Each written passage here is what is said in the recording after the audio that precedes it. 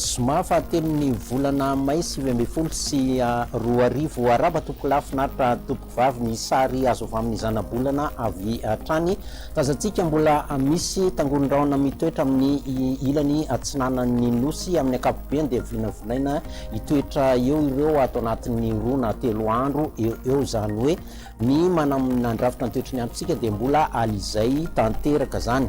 Misy ny rivotra mahery aty amin'ny morontsiraka manomboka aty Antsoy aty mandrapatonga aty amin'ny Mahajanga, torak'izay koa aty Antala mandrapatonga aty Tomasina aty, ary ny faritra aty Atsimonosy manakaiky ny Toliara aty.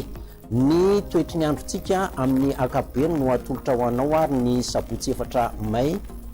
Misy ny orana tandrifondraona aloha aty amin'ny ilany atsinanan'ny vakinakatra sy Amoromania, mahazo koa ny faritra atsinanana kely ny Menabe iny dia somary misy koa ny mandrahona zany ny andro ny aty Sofia aty, ny orana moa zany aty Antala, ny atsimony Analanjirofo faritra atsinanana sy ny tapany avaratry vatovavy Fitovina somary mandraondraona ny andro amin'ny ilany atsinana ny afovoantany iny. Mangoro moa zany ao anatin'ilay faritra mahazo ny orana.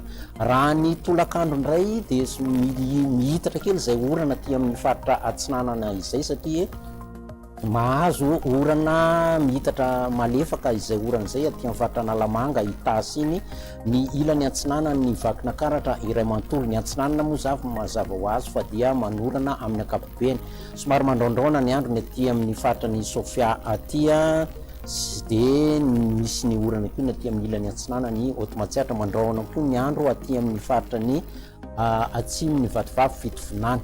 Dia ny faritra hafa moa maina amin'ny akapobeany. Rano maripanatsika dia mbola mijanona ho ambany hatrany aloha ato anatin'ny telo andro.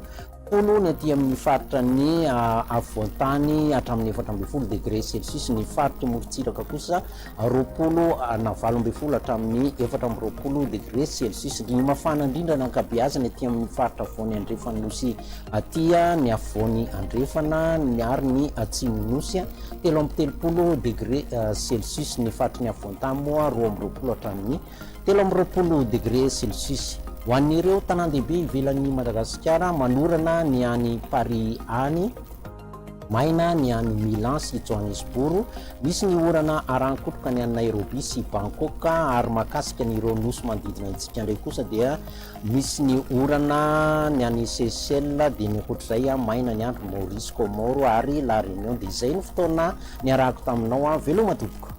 Hello.